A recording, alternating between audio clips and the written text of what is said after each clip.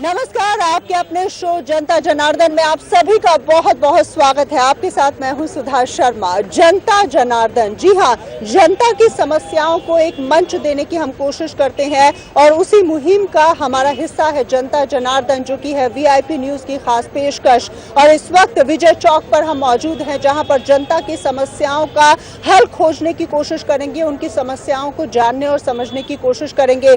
इस वक्त आप देख सकते हैं हमारे साथ पूरी जनता जनार्दन मौजूद है। उनसे हम बातचीत करेंगे, उनकी समस्याओं को, परेशानियों को जानने की कोशिश करेंगे। आइए सीधे चलते हैं आवाम के पास, जनता के पास, और बातचीत करते हैं उनसे। आपका नाम क्या है? मेरा नाम है राजेश कुमार। राजेश, बताइए क्या परेशानी या देश के बारे में आप क्या कहना चाहते हैं? परेशानी यही है कि बेरोजगारी बहुत ज्यादा है और पढ़े लिखे बच्चे जो जींद से आ रहे हैं ज्यादा हैं, नौकरी थोड़ी है, 7.5 से पोस्ट है, उसे पैसे वाला लगता है। आजकल पैसे की कीमत समझते हैं लोग। तो आपने कभी कोशिश की, आपने सरकारी नौकरी के लिए कभी अप्लाई किया? हम मेहनत की है और मैं कर रहा हूँ, पैसे की मार ज्यादा है। आपसे रिश्वत मांगी गई वहाँ पर? हाँ जी जी। तो आपने देखा, अगर सरकारी नौकरी आप करना चाहते हैं तो वहाँ पर क्वालिफिकेशन होने के बावजूद आपसे पैसे मांगे जाते हैं। देश से अगर पूरी तरह से भ्रष्टाचार का सफाया हो जाए तो देश किस तरह से विकास कर सकता है, इसका अंदाजा आप और हम लगा सकते हैं। कुछ और आप कहना चाहते हैं? मैं यही कहता हूँ कि ज्यादा से ज्यादा पोस्ट निकाले। 7.5 से पोस्ट निकालने से गुजारा नहीं होगा। जनसंख्या बहुत ज्यादा है, बेरोजगारी बहुत ज्यादा है, इससे विकास नहीं होने वाला। जी हाँ, वाकई में देश का विकास अगर करना है तो जनता जनार्दन की आवाज को सुनना होगा। कुछ और लोगों से हम बातचीत करते हैं। क्या नाम है आपका? अमित। बताइए हमें। क्या बोले?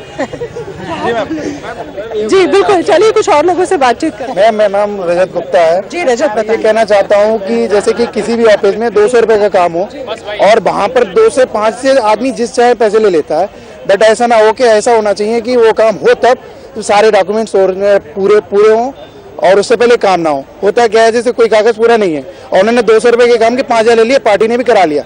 कुछ ऐसा सिस्टम हो जाए जिसमें कि वो पेपर के बिना काम भी ना हो और पार्टी के पूरे करके देने तो उससे 200 रुपए जाएंगे, जाहिर सी बात है। तो इस चक्कर में और लोगों के मजे होते हैं, पार्टी परेशान रहती है। जी हाँ, वाकई में। तो आपने देखा किस तरह से ये होता है कि मतलब हमारे जैसे 200 रुपए का काम है, उन्होंने धक्का दी थी भाई 200 में करूंगा, ये चीज लाता मैं मजबूरी में लाऊंगा, मेरा काम भी सही होगा और पूरा होगा। ये ना हो कि मेरा 200 रुपए का काम उसकी जेब में 5,000 है, मेरा काम अधूरा है। जी हाँ, वाकई में। तो फंसता मैं हूँ, ना कि वो तो कहता मैंने कर। वाकई में आप अंदाजा लगा सकते हैं। और जैसे कि लगातार अपने इस कार्यक्रम के माध्यम से हम हुक्मरानों के कानों तक ये आवाज पहुंचाने की कोशिश कर रहे हैं कि जनता की आवाज को आपको सुनना होगा, क्योंकि अगर जनता नाराज हो जाती है तो उसके बाद हुक्मरानों की सीटों के ऊपर कहीं ना कहीं खतरा पैदा हो जाता है। कुछ और लोगों से हम बातचीत करते हैं। क्या नाम है आपका? मेरा नाम ललित है। देखिए, मेरा नाम ललित है। मैं ये कहना चाहता हूँ, हमारे प्रधानमंत्री जी ने अभियान चालू किया है कि स्वच्छ भारत अभियान। तो स्वच्छता मतलब रोड पे गंदगी ना फैलाओ, ये मत फैलाओ, वो स्वच्छता नहीं होती है। स्वच्छता हमारे इंटरनली है। क्या हमारे पॉलिटिकल स्वच्छ है? Are they fighting for our country और नॉट? क्या वो स्वच्छ? अगर वो स्वच्छ रहेंगे तो देश अपने आप स्वच्छ बन जाएगा ना। बहुत से लोग बेरोजगारी के लिए फाइट कर रहे हैं। They are educated people but they are not getting a good job, though they having good education, good knowledge and all that, but still it's because कि अमीर का ओहदा मिल रहा है, गरीब को गरीब का ओहदा मिल रहा है। तो लेकिन आप मानते हैं कि कहीं ना कहीं सरकार के साथ जनता की भी जिम्मेदारी होती है? क्योंकि अक्सर ये होता है, हम कुछ खाते हैं या हमारे हाथ में कुछ कागज होता है, चल रहे होते हैं और साथ में फेंक के चले जाते हैं। तो जनता की भी कुछ जिम्मेदारी बनती है। जनता की जिम्मेदारी होती है, जनता अपनी जिम्मेदारी बखूबी समझती है, लेकिन जनता उस वक्त क्या करेगी? जनता भी मजबूर हो जाएगा। रूल्स एंड रेगुलेशन बने किस लिए हैं? हमारे पास ट्रैफिक नियम है कि लाल बत्ती हम पार ना करें, but still we cross the lal batti. Why? Is because of the politician. Rules को फॉलो करना। जनता को ऑब्जेक्शन करने से पहले आप ये देखिए, क्या हम कानून को फॉलो करें? कानून को फॉलो करने वाले कौन है? हम। लेकिन जो कानून को बनाए हैं वो उसी को फॉलो नहीं करें। आप पे you are caught by the people, you are caught by the police and you are just paying 100 rupees to the police. What is the use of that? बिल्कुल, वाकई में सीख लेने की आवश्यकता है। अगर नेता या हमारे अधिकारी हमसे ये बात कहते हैं कि आपको कानूनों को फॉलो करना है, उनका पालन करना है, तो सबसे पहले उन नेताओं, उन अधिकारियों को उन कानूनों का पालन करना होगा। कुछ और लोगों से हम बातचीत करते हैं। क्या नाम है आपका? मेरा अर्जुन सिंह नाम है। जी अर्जुन जी, ये सिस्टम जो अभी प्रधानमंत्री जी ने घोषणा करे जा रहे हैं, वो सिस्टम पे सुधार नहीं रहे हैं। एक राशन कार्ड बनवाने के लिए मुझे आज 8 साल हो गए हैं। मोदी जी आए थे, एक लहर लेके आए थे कि हम ये काम करेंगे, हमने उनको सहयोग दिया, जनता जनार्दन ने सहयोग दिया। वो जनता की उम्मीदों पे खरे नहीं उतर रहे। आज मैंने राशन कार्ड में पैसे देके बनवा के लाया हूँ जिसमें मेरा नाम नहीं है। वो कहते हैं कि आपका आधार कार्ड नहीं है, आधार कार्ड अभी तक नहीं आया। तो सिस्टम को नहीं सुधार पाए। ये एक सिस्टम। आप इसके पीछे वजह क्या मानते हैं कि सिस्टम में सुधार नहीं आ पा रहा है? इसके पीछे वजह क्या है? वजह यही है कि जो सरकारी महकमे में बैठे हैं वो अपना काम बेखूबी से नहीं करते। वो अपने में अगर आपने पैसे दे दिए तो आपका काम हो जाएगा। उस सिस्टम को हम लोगों ने सुधारना है। तो आपने अभी राशन कार्ड का जिक्र किया, आप ऑफिस में गए, वहां पर आपने कहा कि मुझे राशन कार्ड चाहिए, फॉर्म आपने भरा, पैसे जमा कराए, उसके बाद क्या हुआ? उसके बाद आज 8 साल के अंदर राशन कार्ड आया है। उस 8 साल के अंदर मेरा नाम नहीं है, जो घर का मैं मुखिया हूँ।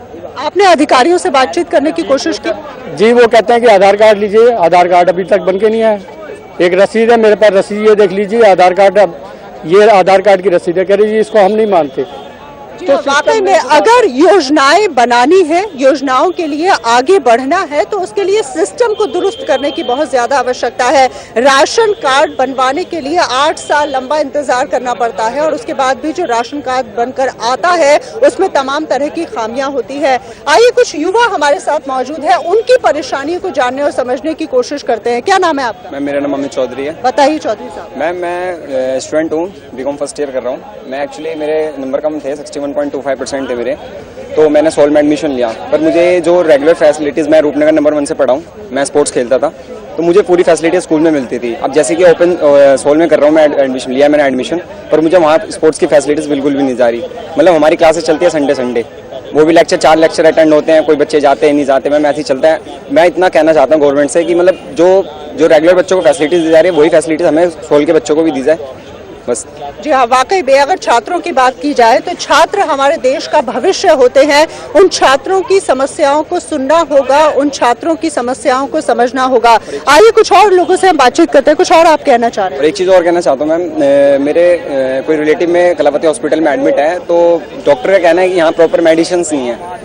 तो मैंने एक दिन डॉक्टर को बोला, आप हमें लिख के दे दीजिए। मेरा भाई एक्चुअली बीजेपी में वो है, तो मैंने उनको बोला, आप डॉक्टर को बोला मैंने, आप मुझे लिख के दे दीजिए, अगर आपसे नहीं होता, मेडिसिन नहीं है, फैसिलिटीज नहीं है, बेड की। कौन से अस्पताल का नाम लिया आपने? कलावती, ये सीपी के जस्ट अपोजिट में ही है। तो मैंने उन डॉक्टर से बोला, अगर आपके पास फैसिलिटीज नहीं है, आप हमें लिख के दीजिए।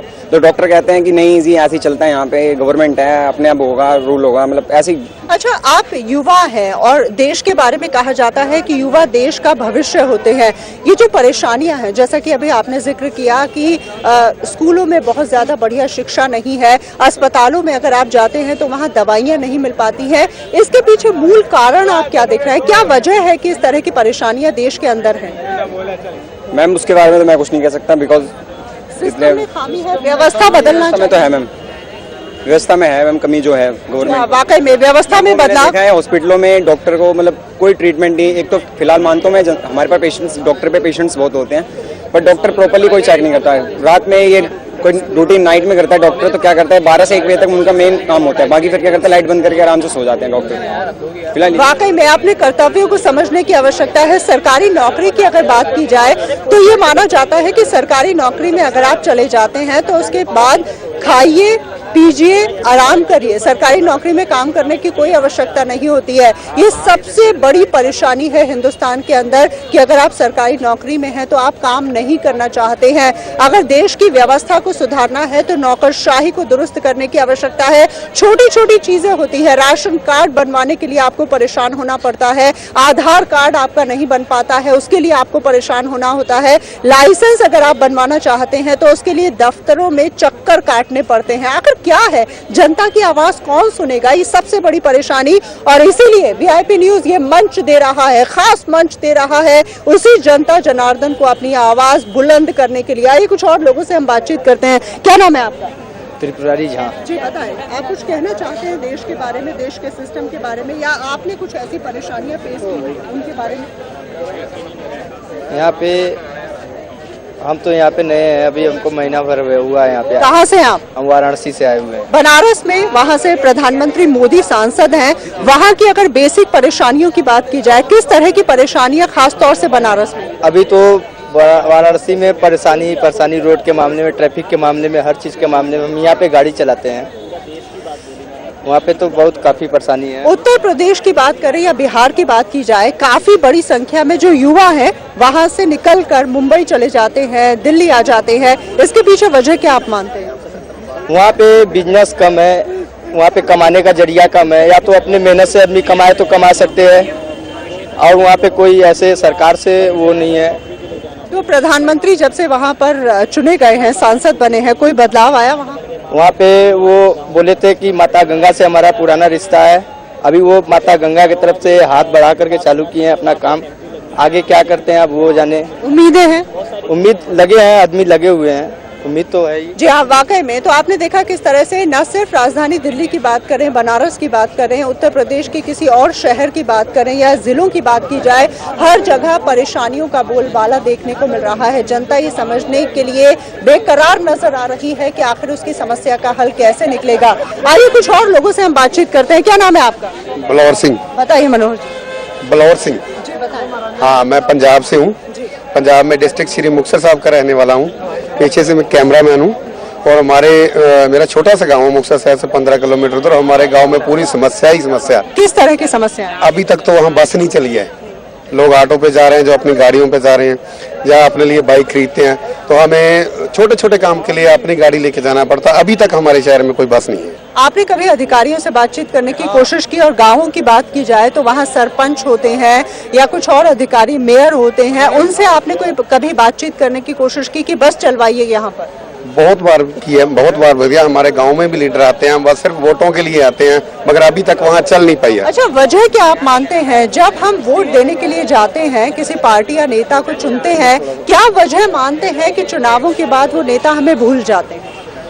वजह बस यही है, ये एक बार जो बन जाता है, वो जिसके हाथ में सत्ता आ गई वो कहता है मैं हूँ, बाकी सब आम ही हो जाते हैं बस। कुछ उम्मीदें हैं भविष्य को लेकर? उम्मीदें मैं तो वोटों वाले से तो मैं उम्मीद कोई रख नहीं सकता, क्योंकि वो एक बार वोट लेने के बाद गांव में दिखते ही नहीं है उसके बाद।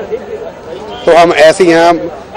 मेरे ख्याल 10 साल से मैं मतलब देख रहा हूँ हमारे गांव में अभी तक बस नहीं है। वाकई में पंजाब से हमारे साथ एक व्यक्ति मौजूद हैं और जैसा कि उन्होंने बताया कि एक गांव में बस तक नहीं पहुंच पाती है। देश के विकास की बात कही जा रही है। हाल फिलहाल की अगर बात की जाए तो मंगल ग्रह तक हम पहुंच गए, लेकिन उसके बावजूद ये नज़ारा देखने को मिलता है कि पंजाब के गांव में एक बस तक मुहैया नहीं कर पा रही है सरकार से सवाल बहुत सारे हैं। जनता उनसे सवाल करने चाहती है। जनता उनसे ये जानना चाहती है कि आखिर क्या वजह है कि उनकी आवाज नहीं सुनी जा रही है। आइए कुछ और लोगों से हम बातचीत करते हैं। जी जी जी जी। हाँ, मेरा डिस्ट्रिक्ट मुक्तसर साहब से 15 किलोमीटर दूर चक गांधा सिंह वाला गांव का नाम है। वाकई में एक और व्यक्ति हमारे साथ मौजूद है, आइए उनसे बातचीत करते हैं। बोल के गया था मैम, मेरा कहना है हमारे देश के लिए 2 चीजों की बहुत जरूरत है। नंबर 1 तो कानून सही होना चाहिए और नंबर 2 जनसंख्या पे वृद्धि रोकनी चाहिए। कानून ऐसे कि अभी एक मुख्यमंत्री जयललिता जी 18 साल उनको केस लड़ने में लगा और 18 दिन में मैडम वो अंदर जाके बाहर आ गई। तो ये कानून जब सख्त नहीं होगा तो कुछ नहीं होगा। कानून सख्त होगा, आगे वाला खुद ही संभलेगा। जिस जगह पे 100 चोर होंगे, 100 लोग होंगे, उसमें एक चोरी करेगा तो उसको जब नॉर्मल सजा दी जाएगी तो 99 कोशिश करेंगे, और जब एक को कठिन वो दी जाएगी तो 99 अपने आप भाग जाएंगे। जी हाँ, वाकई में सख्ती होने की आवश्यकता है। कानूनों को सख्त होना चाहिए। राजनेताओं, अधिकारियों की अगर बात की जाए तो उन्हें मिसाल यहाँ पर पेश करनी चाहिए और तभी जाकर जनता को आगे बढ़ा पाएंगे विकास की राह पर ये हमारे हुक्मरान। बहरहाल और भी जनता जनार्दन है, उनसे विस्तार से हम बातचीत करेंगे, लेकिन उससे पहले यहाँ रुक रहे हैं एक बहुत ही छोटे से ब्रेक के लिए। आप बने रहिए हमारे साथ।